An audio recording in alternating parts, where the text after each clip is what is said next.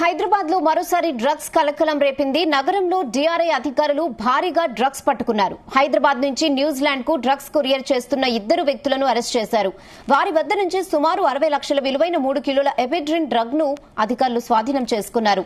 పొడి రూపంలో ఉన్న 2 డ్రగ్స్ ప్యాకెట్లు స్వాధీనం చేసుకున్నారు. నిందితులను అదుపులోకి తీసుకుని ఎన్డీపీఎస్ చట్టం కింద వారిపై కేసు నమోదు చేశారు.